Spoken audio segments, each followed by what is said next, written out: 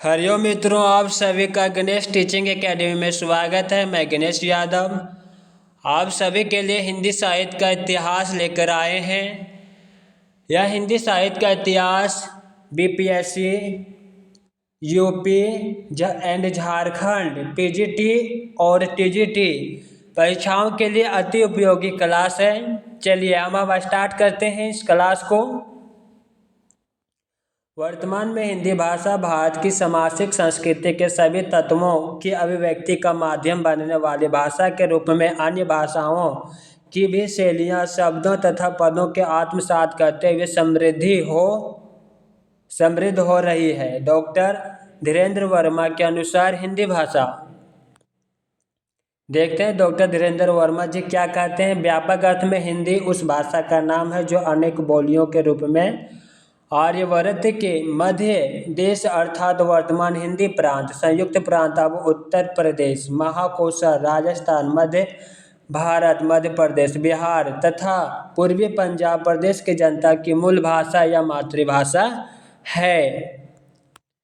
अब हम भोलानाथ तिवारी के अनुसार हिंदी शब्द के प्रयोग को देखते हैं। विस्तृत अर्थ में हिंदी प्रदेश में बोली जाने वाली 17 बोलियां की द्योतक है। भाषा विज्ञान के अर्थ में पश्चिमी हिंदी और पूर्वी हिंदी वर्ग की 8 बोलियों का सामूहिक नाम है। संकुचित अर्थ में देखते हैं। संकुचित अर्थ में खड़ी बोली का वह रूप जो आज हिंदी प्रदेश की सरकारी भाषा या राजभाषा के रूप में तथा भारत की राजभाषा, समाचार पत्रों, फिल्मों की भाषा व शिक्षा का माध्यम है। इसे परिनिष्ठित हिंदी, मानक हिंदी इत्यादि नामों से भी अभिहित करते हैं। उत्तर प्रदेश, मध्य प्रदेश, बिहार, छत्तीसगढ़, झारखंड, राजस्थान, हरियाणा, हिमाचल प्रदेश तथा दिल्ली में बोली जाने वाली भाषा समूह को समानता हिंदी कहा जाता है।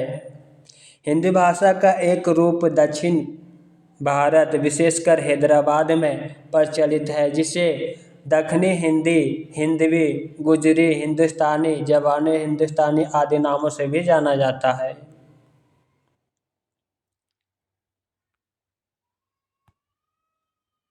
साहित्य तथा इनकी विभिन्न परिभाषाएं। हिंदी साहित्य के विद्वानों के अनुसार काव्य शास्त्रीय दृष्टि से, पाश्चात्य दृष्टि से। हिंदी साहित्य के विद्वानों के अनुसार साहित्य के बारे में देखते हैं क्या बोला गया है। राम नरेश त्रिपाठी का कथन, हृदय एक पुष्प है, भाषा उसका विकास है और भावगंध है।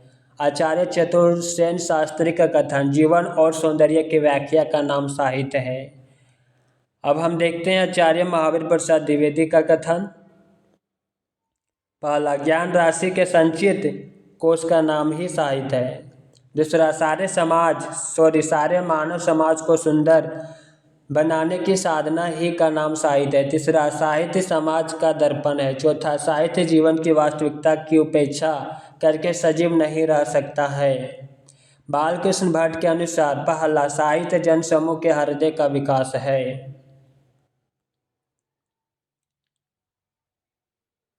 डॉक्टर नागेंद्र के अनुसार साहित्य आरक्षण अथवा जीवन का एक सार्थक प्रयत्न है। दूसरा, साहित्य का आत्म अभिव्यक्ति जीवन की अभिव्यक्ति है। महात्मा गांधी के अनुसार साहित्य वह है जिससे चरस खींचता हुआ किसान भी समझ सके और पढ़ा लिखा भी समझ सके। गुलाब राय के अनुसार जहाँ शब्द और अर्थ, विचार और भाव का परंपरा अनुकूलता के साथ सहभाव हो, वही साहित्य है। आचार्य रामचंद्र शुक्ल का कथन देखते हैं। आचार्य रामचंद्र शुक्ल के अनुसार साहित्य के अंतर्गत वह सारा वर्णमय लिया जा सकता है जिसे अर्थबोध के अतिरिक्त भाव, उन्मेष अथवा चमत्कार पूर्ण अनुरंजन हो तथा जिसमें ऐसे वर्णमय की विचारात्मक समीक्षा या व्याख्या हो। सुमित्रानंदन पंत के अनुसार साहित्य अपने व्यापक अर्थ में मानव जीवन की गंभीर व्याख्या है। डॉक्टर श्याम सुंदर दास के अनुसार किसी पुस्तक को हम साहित्य या कवि को उपाधि तभी दे सकते हैं जब जो कुछ उसमें लिखा गया हुआ कला के उद्देश्य से पूर्ण करता हो, यही एकमात्र उचित कसौटी है। साहित्य के अंतर्गत कविता, नाटक, चंपू, उपन्यास, आख्यायिकाएं सभी आ जाते हैं। रामकुमार वर्मा के अनुसार साहित्य परंपरागत संपत्ति है। प्रेमचंद के अनुसार देखते हैं, मेरे विचार में साहित्य की सर्वोत्तम परिभाषा जीवन की आलोचना है, चाहे वह निबंध के रूप में हो, चाहे कहानियों या काव्य के। उसे हमारे जीवन की आलोचना की व्याख्या करनी चाहिए। साहित्य उसी रचना को कहेंगे जिसमें कोई सच्चाई प्रकट की गई हो, जिसकी भाषा प्रौढ़, परिमार्जित, सुंदर हो और जिसमें दिल व दिमाग पर असर डालने वाला गुण हो। महादेवी वर्मा के अनुसार साहित्य मनुष्य की शक्ति, दुर्बलता, जय, पराजय, हास्य, आश्रु और जीवन मृत्यु की कथा है। नामवर सिंह के अनुसार साहित्य मानव के संपूर्ण व्यक्तित्व की वाणी है, वह अभिव्यक्ति जीवन की इकाई का प्रतिबिंब है। आगे के अनुसार संप्रेषणीयता का गुण जिस कृति में हो उसे साहित्य कहा जाएगा। हजारी प्रसाद द्विवेदी के अनुसार पहला, मनुष्य ही साहित्य का लक्ष्य है। दूसरा, सारे समाज को सुंदर बनाने की साधना का नाम साहित्य है। कवि शास्त्रीय दृष्टि में साहित्य को देखते हैं। कवि शास्त्रीय दृष्टि में साहित्य, कुंतक के अनुसार शब्द और अर्थ दोनों की अन्य अंतरिक्त परस्पर स्पर्धा पूर्वक मनोहारिणी श्लाघनीय स्थिति साहित्य है। दंडी के अनुसार इष्ट अर्थ में विभूषित शब्द समूह ही कवि का शरीर है। विश्वनाथ के अनुसार रस युक्त वाक्य काव्य है। पंडित राज जगन्नाथ के अनुसार रमणीयार्थ प्रतिपादक का शब्द काव्यम। मम्मट के अनुसार दोष रहित गुण युक्त शब्द अर्थ भले ही कहीं अलंकार रहित हो काव्य है। पाश्चात्य दृष्टि में साहित्य, अरस्तु के अनुसार शब्दों के माध्यम से प्रस्तुत अनुकृत काव्य या साहित्य है। मैथ्यू अर्नल्ड के अनुसार कविता या काव्य मूलतः जीवन की आलोचना है। कॉलरिज के अनुसार पहला, साहित्य रचना का वह विशिष्ट प्रकार है जिसका तत्कालिक लक्ष्य प्रशंसा प्रदान करना होता है। दूसरा, कविता या काव्य सर्वोत्तम शब्दों का सर्वोत्तम क्रम है। विल्सन के अनुसार साहित्य भावनाओं के रंग में रंजित बुद्धि का व्यापार है। शैली के अनुसार काव्य सर्वाधिक सुखी और श्रेष्ठतम हृदयों के श्रेष्ठतम क्षणों का लेखा जोखा है। सिडनी के अनुसार पहला, काव्य या साहित्य वह अनुकरणात्मक कला है जिसका लक्ष्य शिक्षा और आनंद प्रदान करना है। दूसरा, साहित्य का आधार आनंद और शिक्षा प्रदान करना है। प्रोफेसर भाटे के अनुसार साहित्य आत्मा का संगीत है जो मानव के अंतःस्थल से निःसृत होता है और भाषा के माध्यम से अभिव्यक्ति होकर जीवन के साथ सामंजस्य स्थापित करता है। साहित्य शब्द की व्युत्पत्ति एवं अर्थ के विषय में हिंदी साहित्य कोश भाग 1 में कहा गया, साहित्य प्लस यत् प्रत्यय। साहित्य का अर्थ है शब्द और अर्थ का सहभाव अर्थात साथ होना। विभिन्न साहित्यकारों की दृष्टि से साहित्य का उद्देश्य, आचार्य हजारी प्रसाद द्विवेदी के अनुसार पहला, साहित्य का लक्ष्य मनुष्य जाति का हित है। दूसरा, मैं साहित्य को मनुष्य की दृष्टि से देखने का पक्षपाती हूँ। गोस्वामी तुलसीदास का कथन, स्वतः सुखाय को साहित्य का उद्देश्य मानते हैं। महावीर प्रसाद द्विवेदी के अनुसार ज्ञान और मनोरंजन को साहित्य का उद्देश्य मानते हैं। डॉक्टर नागेंद्र आनंद और लोक मंगल को साहित्य का उद्देश्य मानते हैं जिसका सापेक्षिक मूल्य से आनंद को अधिक महत्व प्रदान करते हैं। आचार्य नंद दुलारे वाजपेयी साहित्य का उद्देश्य आत्म अनुभूति को मानते हैं। डॉक्टर श्याम सुंदर दास के अनुसार साहित्य का उद्देश्य केवल मनुष्य के मस्तिष्क को संतुष्ट करना नहीं, वह तो मनुष्य जीवन को अधिक सुखी और सुंदर बनाने की चेष्टा करता है। प्रेमचंद के अनुसार साहित्य का लक्ष्य केवल महफिल सजाना और मनोरंजन का सामान जुटाना नहीं, वह देशभक्ति और राजनीति के पीछे चलने वाली सच्चाई भी नहीं बल्कि उनके आगे मशाल दिखाती हुई चलने वाली सच्चाई है। पुरुषोत्तम दास टंडन के अनुसार कविता सृष्टि का सौंदर्य है, कविता इस सृष्टि का सुख और कविता इस सृष्टि का जीवन प्राण है। साहित्य इतिहास क्या है? अब हम साहित्य इतिहास को देखते हैं।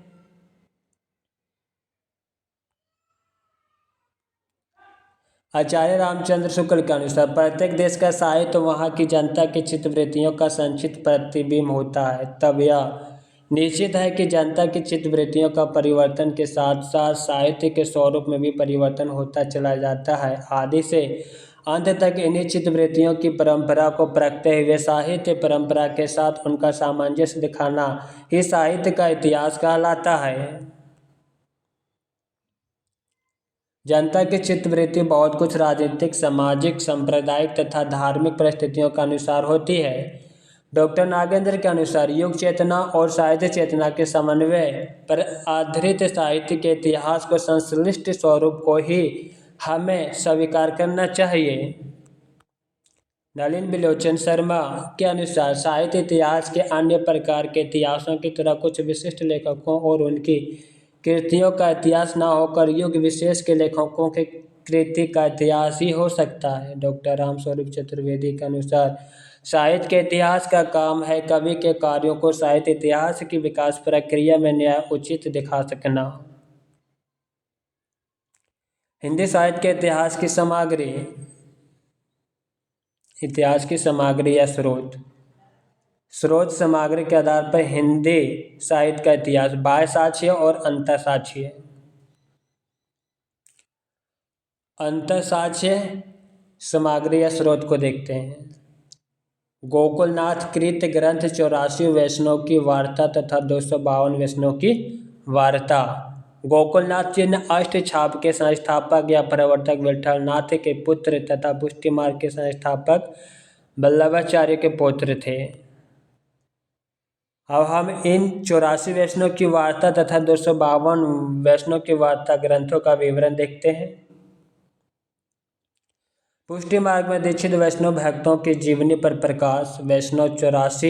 84 वैष्णव की वार्ता में वल्लभाचार्य के 84 शिष्यों के बारे में जानकारी का स्रोत मिलता है। 252 वैष्णव की वार्ता में विठलनाथ के 252 शिष्यों के बारे में जानकारी का स्रोत मिलता है। अष्टछाप के कवि की जानकारी का स्रोत है। अब हम देखते हैं नाभादास कृत ग्रंथ भक्तमाल। नाभादास का ग्रंथ भक्तमाल ग्रंथ में क्या क्या है वो देखते हैं। नाभादास को अग्रदास का शिष्य बताया गया है। कुछ स्रोतों से इन्हें कृष्णदास पाय हरि के प्रिय शिष्य में गिना जाता है। ये राम भक्त हैं। राम कुमार वर्मा के अनुसार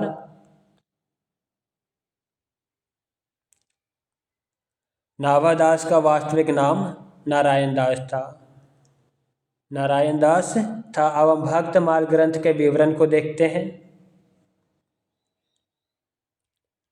लगभग 316 छपाइयों छंदों में 200 भक्तों का विवरण। इस ग्रंथ में समानता प्रत्येक भक्त के लिए एक छपैया प्रयुक्त है जो उनकी विशेषताओं को व्यक्त करता है। इसी ग्रंथ में गोस्वामी तुलसीदास को भक्ति काल का सुमेरु तथा कली काल का वाल्मीकि कहा गया है।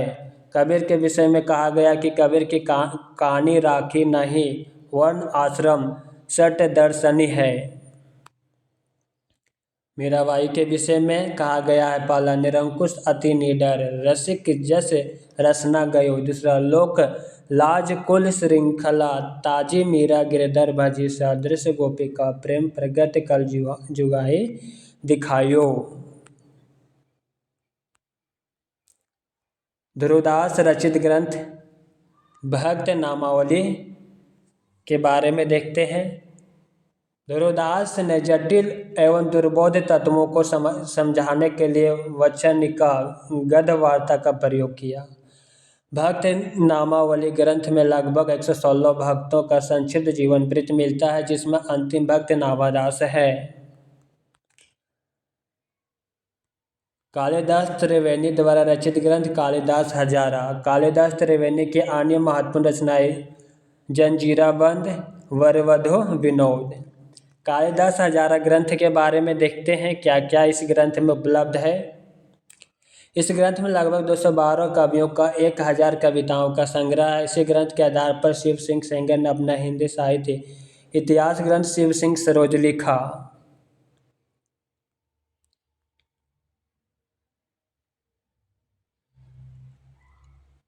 अब हम भिखारी दास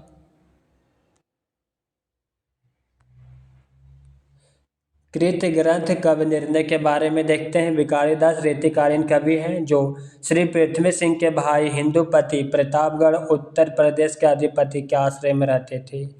इस ग्रंथ में कवि के आदर्श के साथ कई कवियों को संक्षिप्त रूप में निर्देशित किया गया है। गुरु ग्रंथ साहब या साहिब। संग्रहकर्ता गुरु अर्जुन देव जो सिखों के 5वें गुरु हैं। इसमें गुरु नानक, कबीर, नामदेव, रैदास इत्यादि संतों की वाणियों का संग्रह है।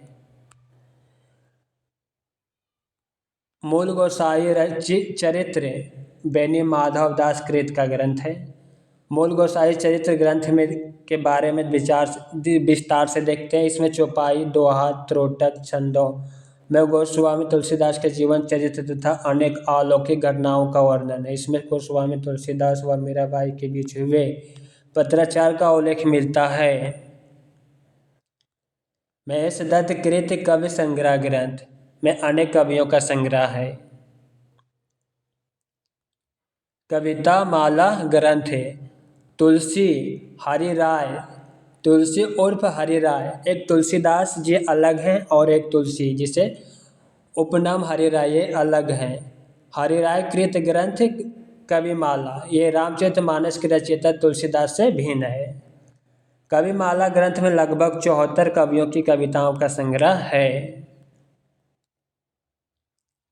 कवि नामावली ग्रंथ सूदन कृत ग्रंथ है। सुजान चरित्र इनकी एक अन्य महत्वपूर्ण कृति है।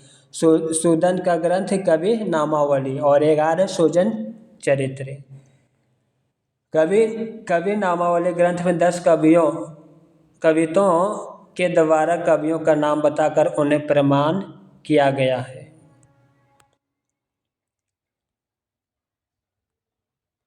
सत्य कवि गिराविलास ग्रंथ है। बलदेव कवि का ग्रंथ है। इस ग्रंथ में 17 कवियों का संग्रह है। केशव, मतीराम, चिंतामणि तथा बिहारी के प्रमुख स्थान दिया गया है। सुंदरी तिलक ग्रंथ या भारतेंदु हरिश्चंद्र का ग्रंथ है। 69 कवियों का सवैया छंदबद्ध संग्रह है इस ग्रंथ में। रसचंद्र उदय ग्रंथ या ठाकुर प्रसाद त्रिपाठी का ग्रंथ है। इसमें 242 बुंदेलखंडी कवियों का संग्रह है। श्रृंगार संग्रह ग्रंथ है। सरदार कवि कृत श्रृंगार संग्रह ग्रंथ है। इसमें 125 कवियों का आधार बनाकर काव्य के विविध पक्षों या अंगों का विवेचन है।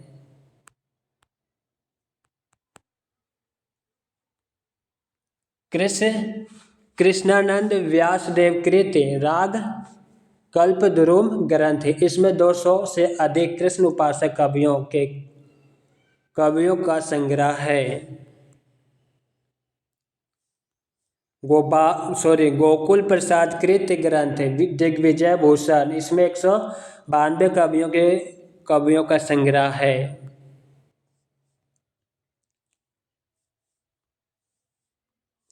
माता दीन मिश्र कृत कवि रत्नाकर ग्रंथ में 20 कवियों का संग्रह है। सुबह सिंह कृत विद्वान मोद तारगिनी ग्रंथ में 46 कवियों का संग्रह है। षट ऋतु, नक्सिक तथा द्युति इत्यादि का वर्णन है।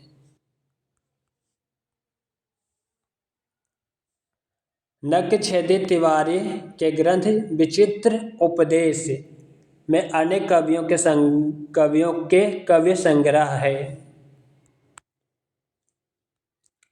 देवी प्रसाद मुंसिफ कृत कविरत्न माला ग्रंथ में जीवनी सहित 108 राजपूताने राजस्थानी कवियों का संग्रह है।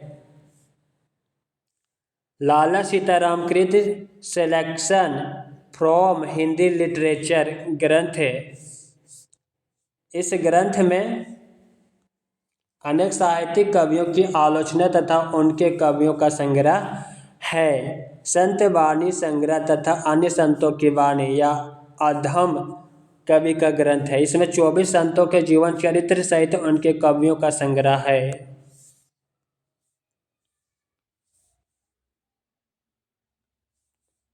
शिव सिंह सेंगर कृत शिव सिंह सरोज ग्रंथ है। शिव सिंह सेंगर ने पुष्य या पुण्य नामक कवि को हिंदी का प्रथम कवि माना। इस ग्रंथ में काल विभाजन का अभाव है, अतः इसे साहित्य ऐतिहासिक स्रोत के ग्रंथों में विशिष्ट स्थान दिया गया है। 1878 ईस्वी में प्रकाशित इसमें लगभग 1000 कवियों 838 तथा उनकी कविताओं का संग्रह। इस ग्रंथ के आधार पर जॉर्ज ए ग्रियर्सन ने अपने हिंदी साहित्य ऐतिहासिक ग्रंथ the modern vernacular literature of Hindustan लिखा, जो अंग्रेजी भाषा में है। बाह्य साक्ष्य के आधार पर बाह्य साक्ष्य सामग्री या स्रोत है।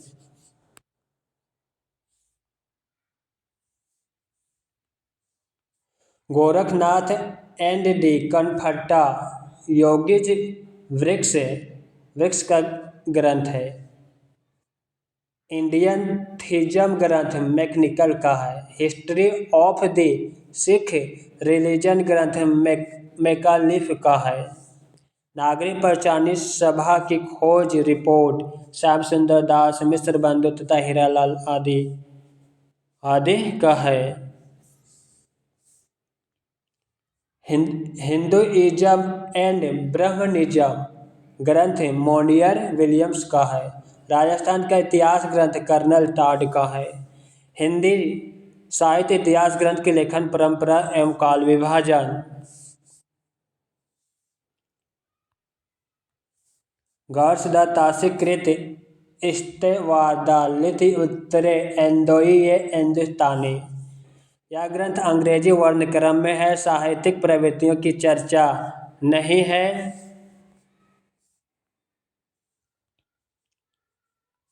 इसमें हिंदी कवियों के साथ साथ उर्दू कवियों को शामिल किया गया है। फ्रेंच भाषा में रचित है।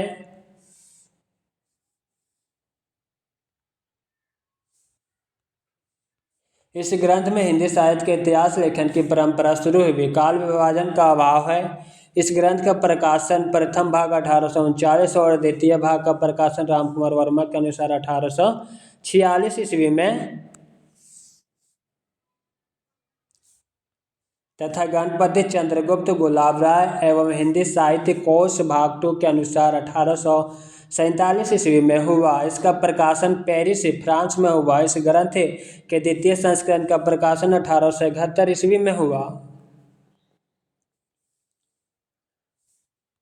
लक्ष्मी सागर वर्षनये ने इसका हिंदी अनुवाद हिंदोई साहित्य का इतिहास शीर्षक से 953 ईस्वी में किया। गार्सदा तासी ने हिंदोई को हिंदुस्तान के रोमांस की भाषा कहा। ले औतयुर एंडोई लायुर ओवरज हिंदुस्तानी लेखक और उनकी रचनाएं द लॉन्ग अल लितयुत्तरे एंडोई द 1850 से 69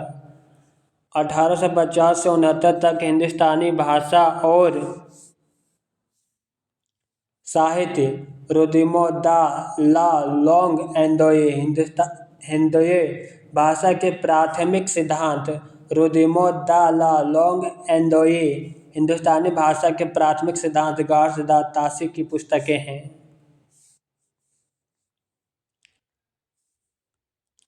जॉर्ज ग्रियर्सन कृत ग्रंथ है the modern vernacular literature of Hindustan. Grierson का जन्म आयरलैंड में 1851 ईस्वी में हुआ। अंग्रेजी भाषा में रचित काल विभाजन का सर्वप्रथम प्रयास इस ग्रंथ में कौन से ग्रंथ the modern vernacular literature of Hindustan ग्रंथ का प्रकाशन रामचंद्र शुक्ल गुलाब राय एवं साहित्य इतिहास कोश भाग 2 के अनुसार 1889 ईस्वी तथा गणपति चंद्रगुप्त के अनुसार 1888 ईस्वी में हुआ। यह ग्रंथ the journal Asiatic Society of Bengal की पत्रिका के विशेष अंग के रूप में 1888 ईस्वी में प्रकाशित हुआ।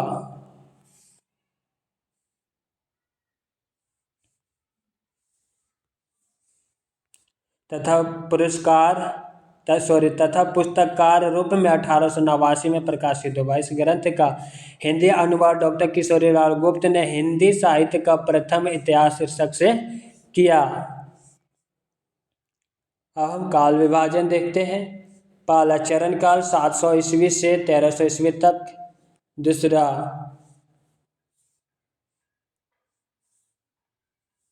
15वीं सदी का धार्मिक पुनः जागरण। तीसरा मलिक मोहम्मद जायसी की प्रेम कविता। चौथा व्रज का कृष्ण संप्रदाय 1500 से 1600 ईस्वी। पांचवा मुगल दरबार। छठा तुलसीदास। सातवां रीति का 1580 से 1692 और आठवां तुलसीदास के अन्य परवर्ती 1600 से 1700 ईस्वी। 18वीं शताब्दी कंपनी के शासन में हिंदुस्तान 1800 से 1857 ईस्वी। महारानी विक्टोरिया के शासन में हिंदुस्तान 1857 से 87 ईस्वी। विविध जॉर्ज ग्रियर्सन ने 1871 ईस्वी। जॉर्ज ग्रियर्सन ने 1171 ईस्वी में भारतीय सिविल सर्विस परीक्षा पास की। 1873 में इनकी नियुक्ति बंगाल के जेसोर जिले में हुई। पीजेंट लाइफ इन बिहार इनका एक महत्वपूर्ण ग्रंथ है। अब हम मिस्र बंधु विनोद से संबंधित तथ्य को देखते हैं। पहला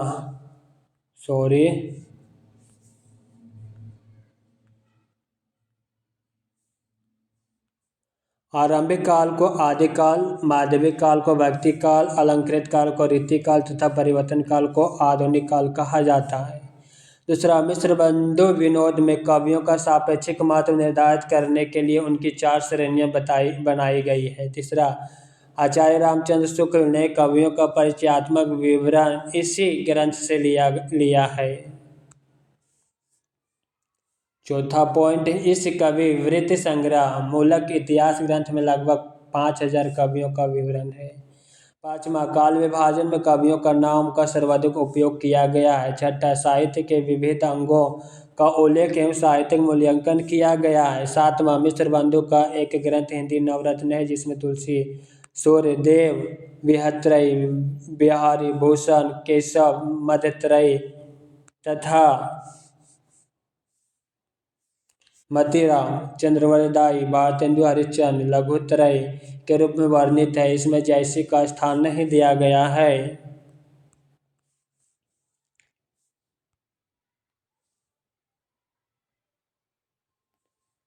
अब हम गणेश बिहारी मिश्र, श्याम बिहारी मिश्र और सुखदेव बिहारी मिश्र कृत मिस्र बंधु विनोद अर्थात हम मिस्र बंधुओं का काल विभाजन देखेंगे। उससे पहले मिस्र बंधु विनोद ग्रंथ में देखते हैं। यह 4 भागों में विभक्त ग्रंथ है।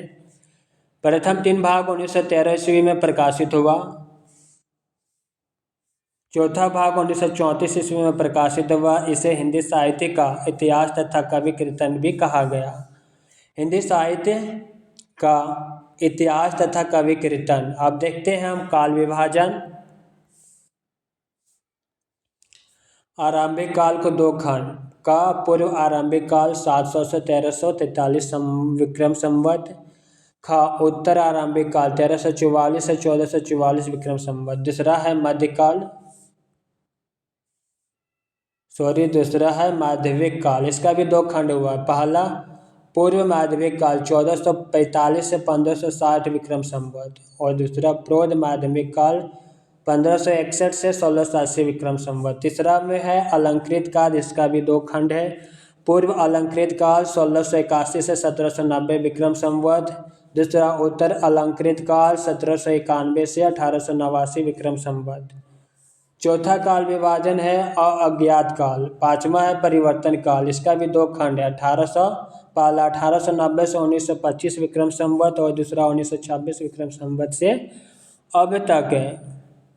अब हम देखते हैं ग्रियर्सन ने अपने इस ग्रंथ को लिखने में 18 पुस्तकों को सहायक मानते हैं, जबकि किशोरीलाल गोस्वामी के अनुसार केवल 5 पुस्तकों से सहायता ली गई। राग कल्पद्रुम, श्रृंगार संग्रह, सुंदरी तिलक, शिव सिंह सरोज, विचित्र उपदेश ग्रंथ आदि का सहयोग लिया गया।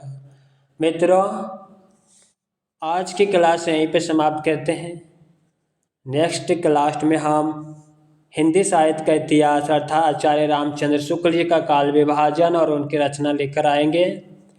आज की क्लास यहीं पे समाप्त करते हैं। क्लास कैसा लगा कमेंट में अवश्य लिखिएगा, साथ ही अपने मित्रों को शेयर अवश्य कीजिएगा। एक बार प्यार से सभी लोग बोल दीजिए हरि ओम।